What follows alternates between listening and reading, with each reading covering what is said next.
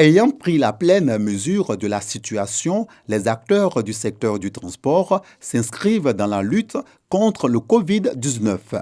Dans cette gare routière située dans la commune de Koumassi, l'entreprise de transport de passagers essaie de faire respecter les dispositions prises par l'État. Nous avons mis sur pied un comité de crise. Même s'ils lavent leurs mains, ainsi de suite, ça nous fait beaucoup de déchets qu'il faut prendre aussi en compte. Ce système-là est intégré et nous pensons que aisément, nous pourrons suivre avec l'aide aussi du gouvernement, nous pourrons revenir à bout de cette pandémie. Autre lieu, autre réalité. Treichville, gare de Bassam. Ici, le transport intercommunal se pratique à l'aide de minicars, communément appelés Gbaka. Visiblement, les mesures de prévention ne sont pas encore appliquées. Les dispositions que nous avons prises actuellement, c'est une sensibilisation verbale.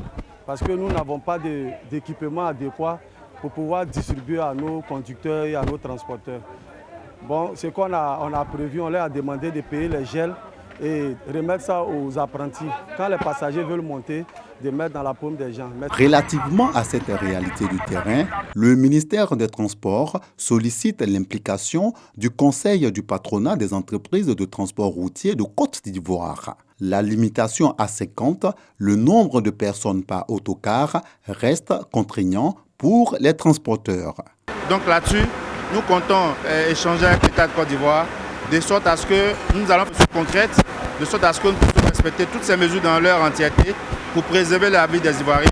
Le transporteur est conscient donc de la gravité de cette action.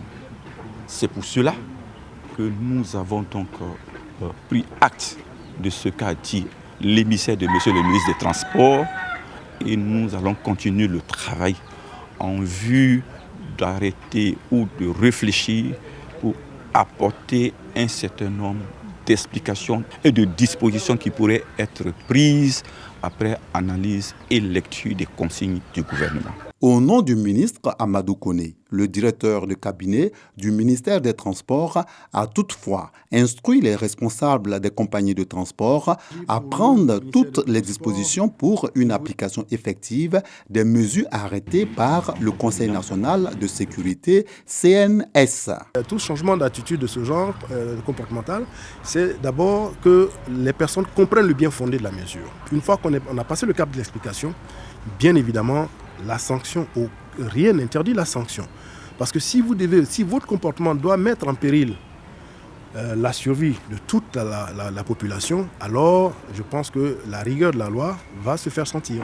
Vu l'ampleur de la pandémie dans le monde et le niveau de danger auquel toute la population est exposée, il est important pour le pays que l'ensemble des populations veillent au strict respect des mesures de santé publique décidées par le gouvernement, a insisté Ahmed Diomandé, le directeur de cabinet du ministère des Transports.